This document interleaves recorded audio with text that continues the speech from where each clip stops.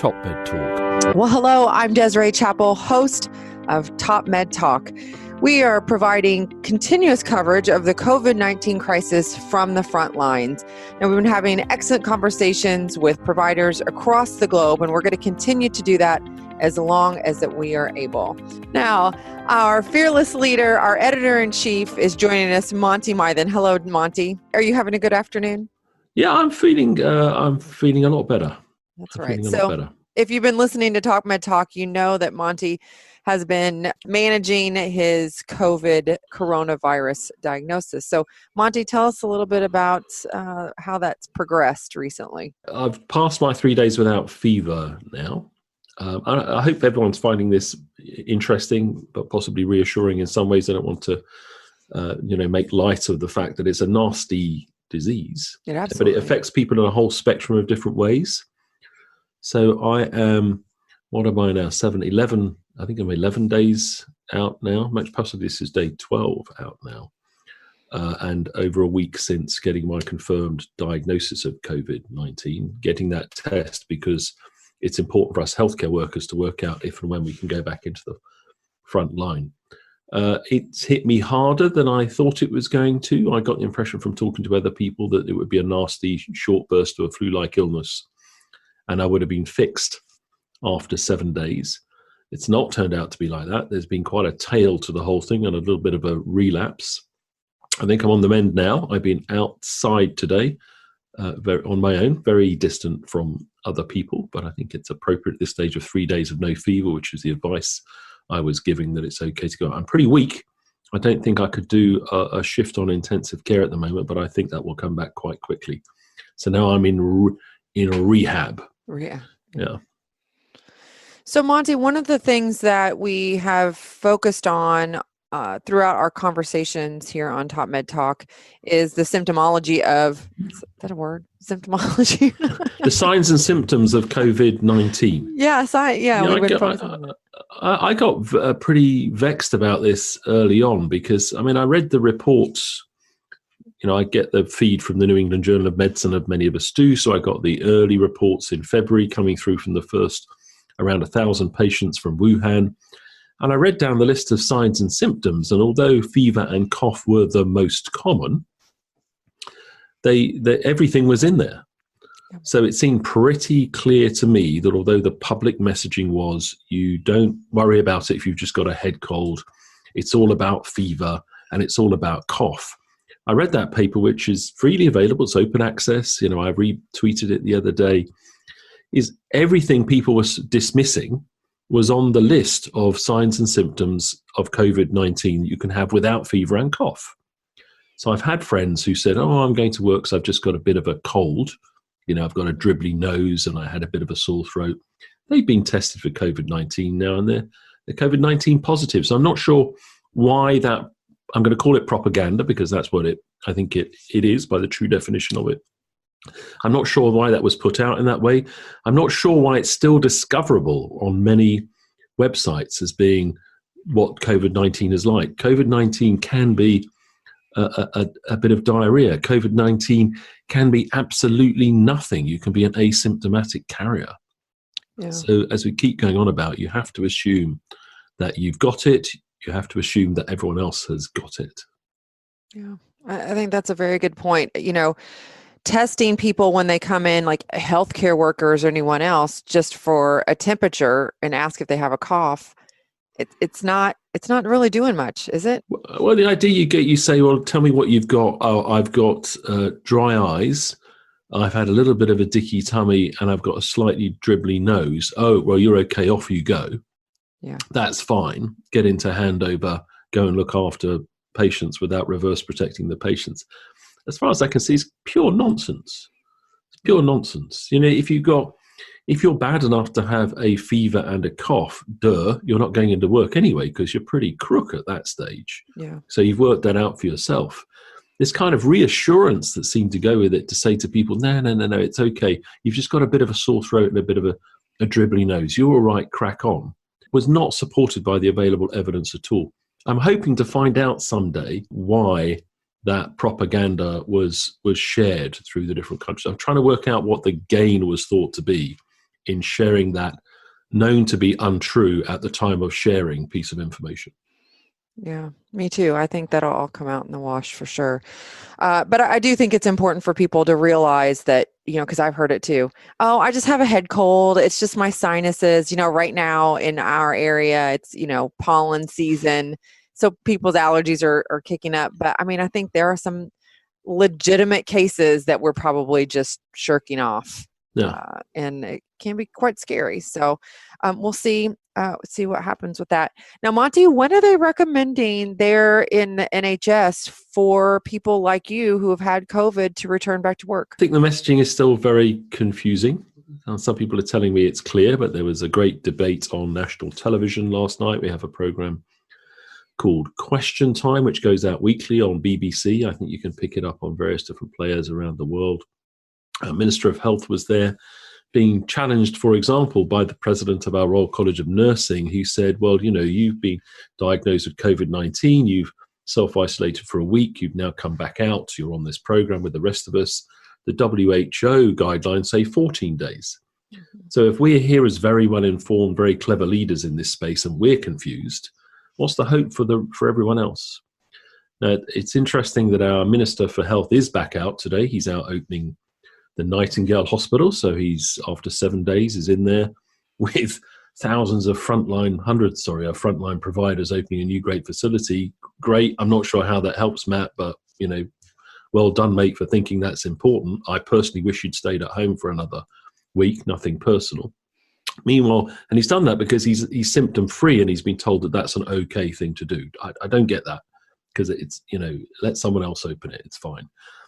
Meanwhile, our Prime Minister has tweeted to say he's still at home after 7 days because he's still symptomatic. He's still got a fever, so he's going to stay back for a bit. I'm sticking to the original instruction that I was given. It seems sensible to me. I've gone outside the door on my own and kept extreme distance from people for the first time today, having been without a temperature for 3 days and asymptomatic. I'm not going to consider going back to work until it gets to day 14 after my original thing. And then I'll take personal advice from my friends and colleagues about what we should do. I don't think I'm going to be strong enough to consider going back to work until then anyway. So I think confusion reigns. The whole thing is so dynamic. I mean, it's changing every day. So I think that at some point, if you're personally struggling with something, you're just going to have to stick a pin in something and go with it. So yeah. Well, but the important thing is, he's at least saying that he's continuing to social distance. Well, I think you can have a look on television at the opening of a big centre, and it's right. Yeah. Anyway, difficult times, lots of difficult decisions being made. I think there's a greater awareness in the work environment now of people protecting themselves from others and others from themselves. Yeah. So the idea that we know who's got it, unless they've been tested, and even then the tests do have false negatives, so there's a sort of false reassurance in that. The basic rule should be you've got it, you've had it, or sure, you're going to get it, but just assume everyone has the potential to give it to you. Monty, you mentioned the Nightingale Hospital. Yep. It's opening there, and the potential Nightingale hospitals opening throughout the entire UK. Now, we just got word yesterday here in Kentucky where it seems that, we've been doing a lot of social distancing. Our governor is very proactive, and we are still seeing cases, but we've managed to probably offset our curve just a little bit. But we are opening a field hospital at the convention center just within our little town of Louisville. So it's happening all over the world. Yours is much larger scale. So tell us about it. It's in a convention center on the eastern end of the city of London. So getting into sort of grey field sites out there with better and easier road access, etc. And being a convention centre, it's vast and it has lots of parking, etc., and transport links, which is great. So put up in the space of 9 days, up to 4,000 beds will be what it is. I think the initial phase is opened at around 500, so they got those together very, very quickly. They've got the teams together and taking an understandably very pragmatic approach. So it is transferring critically ill patients who are on a ventilator, so already intubated, ventilated, lined up, and a threshold of the level of support. So essentially single organ failure up to a small dose of vasoactive agent. So filtering out the patients who have multiple complex comorbidities and the major multiple organ failure patient, and trying to just decant those patients who we've learned from elsewhere in the world look as though they may need a week or two of ventilation and respiratory support at single organ failure, so mainly just lungs, into that facility. And then if they kind of take a dip, then you said they decant back into that's unsure at the moment. I mean, it's understandably their plans can be made, the best laid plans, etc., etc. I think it's going to be an iterative process. I think it's going to be adaptive, like everything. You're going to have to adapt as things change, and things change by the half day. At the moment, that might accelerate, but things are definitely changing by the half day at the moment. There's no plan that seems to last for 24 hours or more. Yeah. And above on the I'm just looking at my Twitter feed here. A couple of tweets up is a 36-year-old previously fit and well female nurse has died. I know, it's tragic. Sad. It is absolutely tragic. Monty. Yeah. We both are, consuming a lot of news from various different outlets. There are some really great online resources from our organizing bodies, from, our associations. And what are some of the highlights that you have, the good messages that are coming out? I think all the guidelines are all predominantly extremely well thought through. When I read them, it looks to me as though it's business as usual. So this again sounds rather flippant, is if I hadn't got around to reading them and I was going back into work from retirement and I did what I was planning to do anyway, it looks like I would have done the right thing. Yeah. Because I'm pretty much a kind of keep it simple type of person. I'm old enough now to have got through the silver bullet phase of critical care and the over clever stuff. So all very reassuring, and they all very pretty much, with a few exceptions, they pretty much align with each other. Mm-hmm. I would say the only areas of disalignment will remain the early versus late intubation and the use of CPAP or non-invasive compared to not doing that. That remains controversial. I think as a result of that, there's a natural experiment that is happening, and soon we'll start to get data with regards to what may or may not be the better strategy.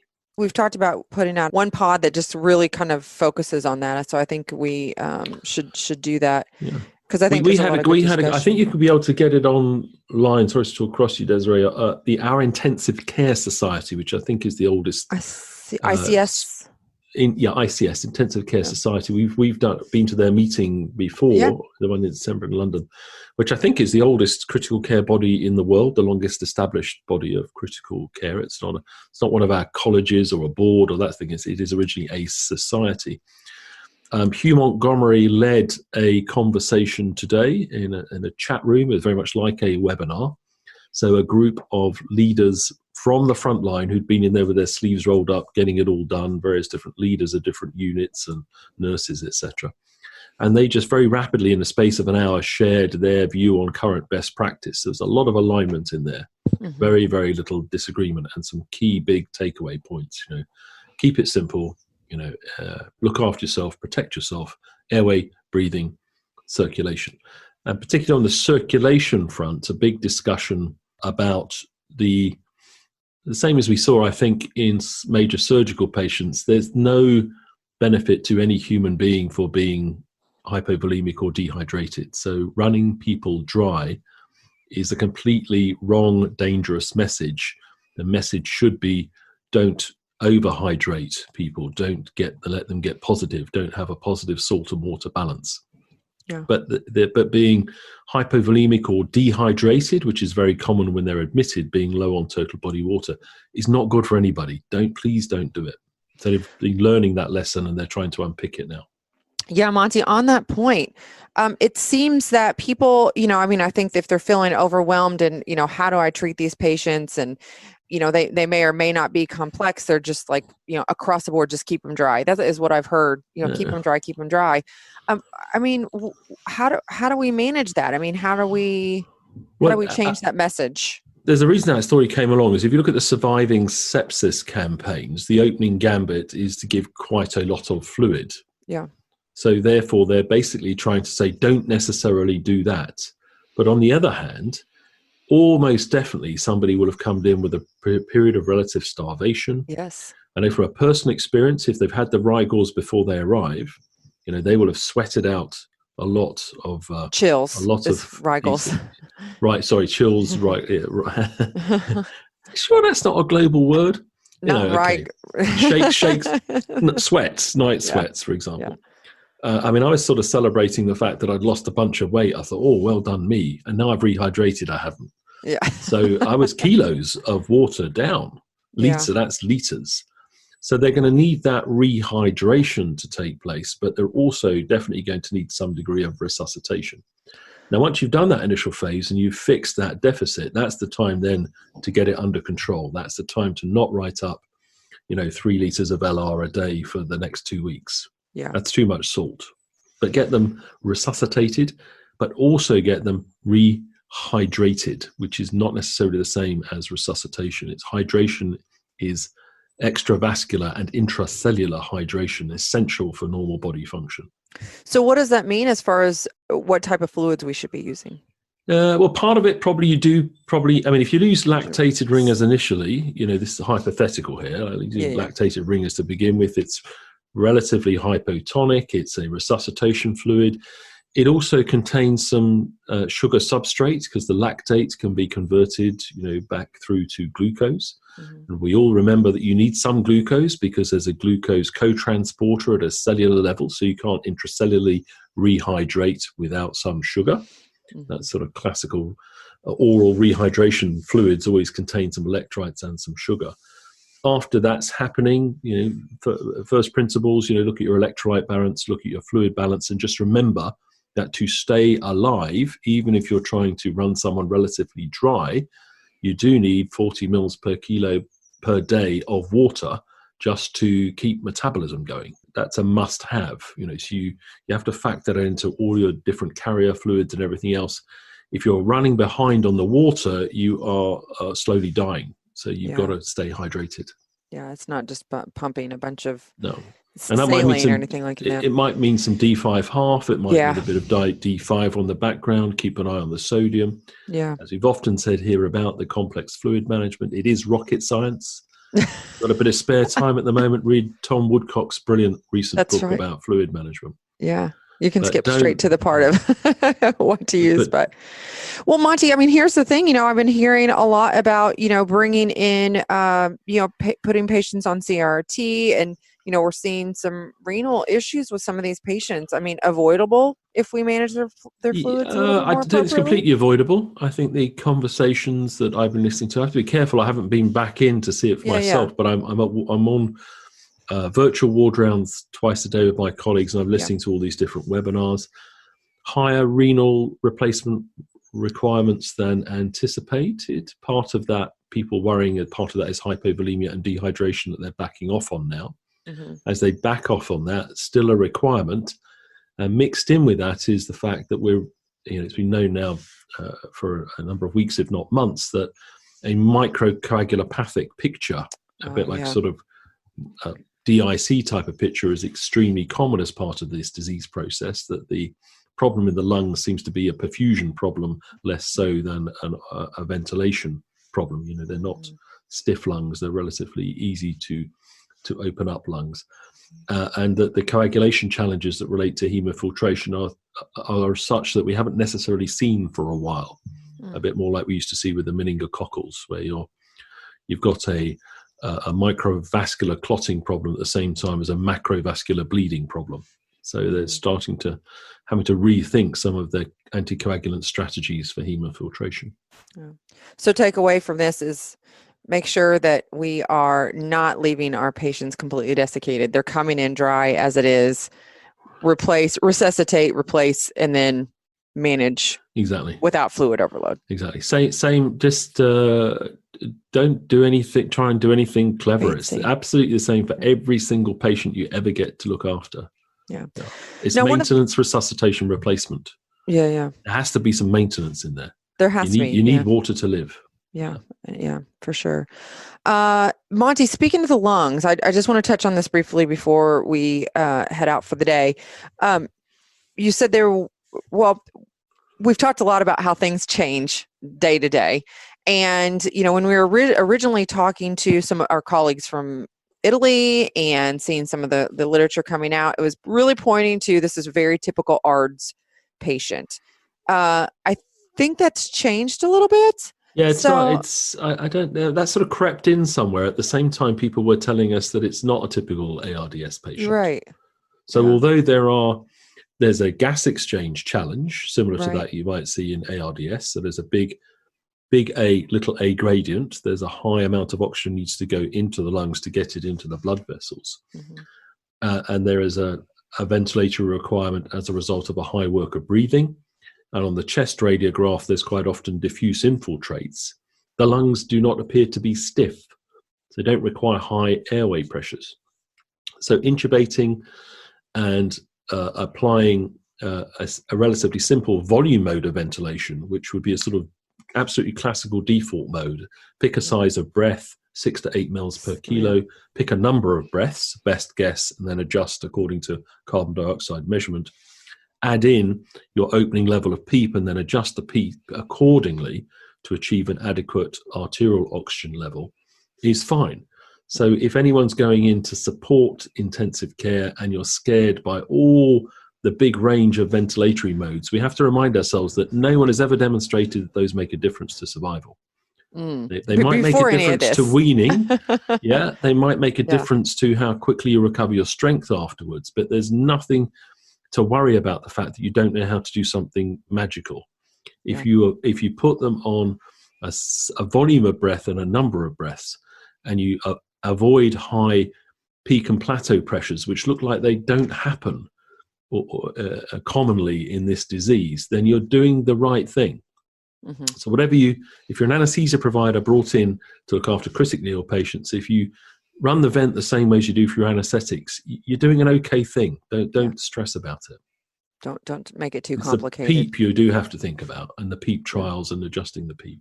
And remember, PEEP. Sorry, Jez. Remember, PEEP has one of the knock-on effects of PEEP is the hemodynamic effect.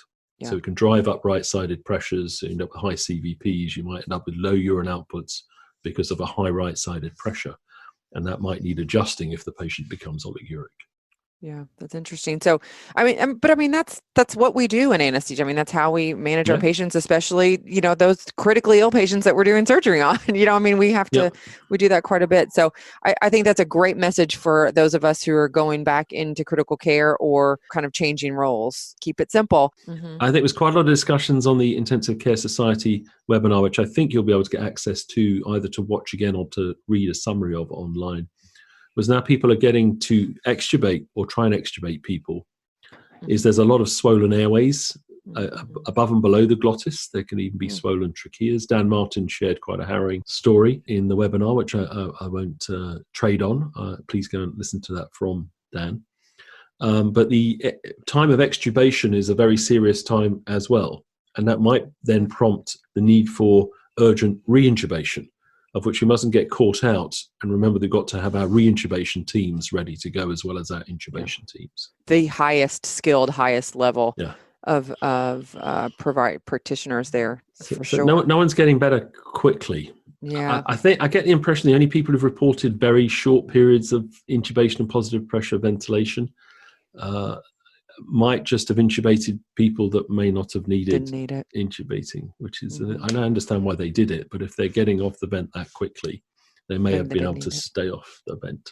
Yeah. No rights and wrongs in all of this.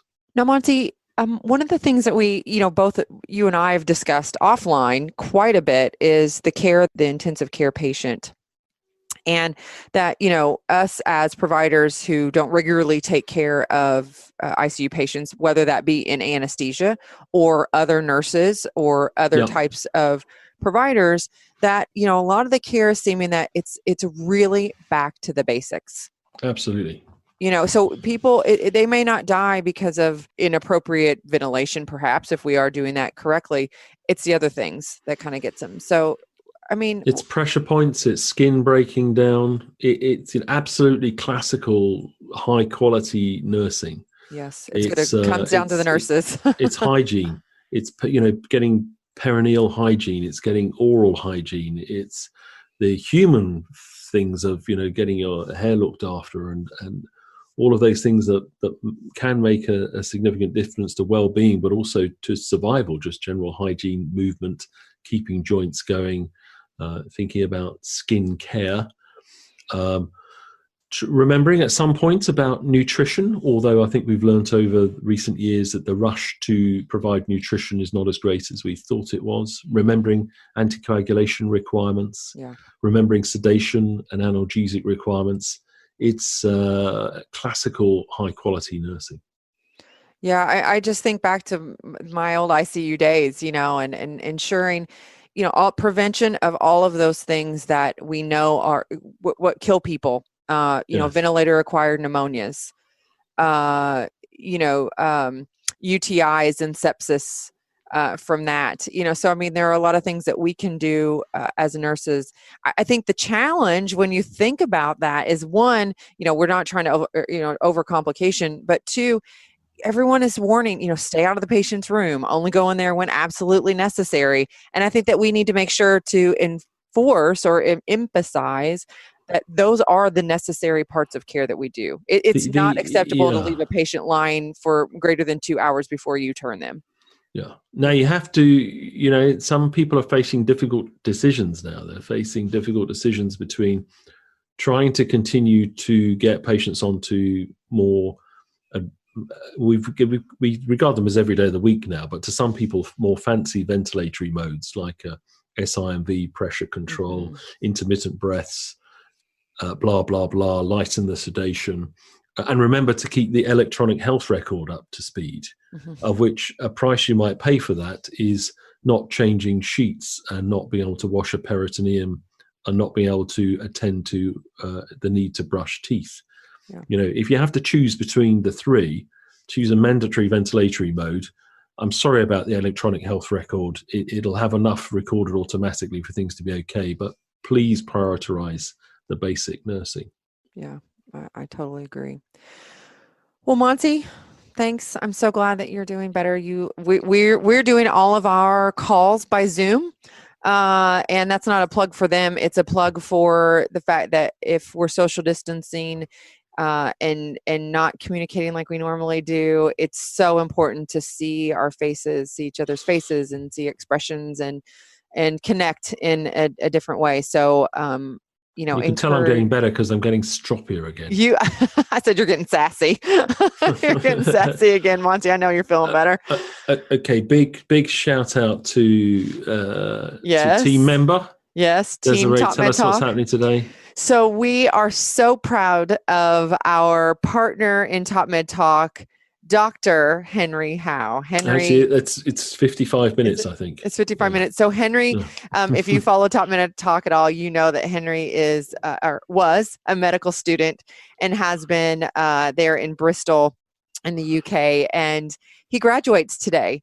We talked to him just the other day on TopMedTalk and telling us that he is graduating early. They're graduating the class early, but he's passed all his exams. He's done fabulous, and he just got a placement in critical care, I think, for the fall. Yeah. So he's super excited. So Henry, congratulations to you. Yay! Shout out. We're so proud of you and everything that you've accomplished.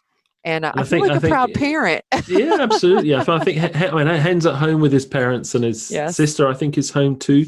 Yes. So they get to celebrate within the house today, and I think they can organise a virtual celebration. But I think there is actually a virtual graduation ceremony. I've already seen some stuff online on Twitter from different universities with the dean or whoever does it, reading out the names and going through the process. So weird way of doing it, but Henry, congratulations. Congratulations. And apparently the BBC is going to be at his graduation. They're going to tune in.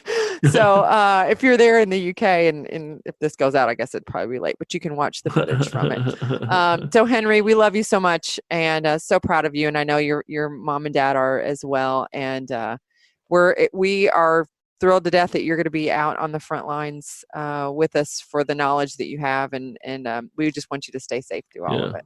So we know we've trained you, Desiree, about who Doctor Who is. Now Yes. you know who Dr. Howe is. Dr. Howe. Hey, Dr. Howe, can we borrow your TARDIS? There we go.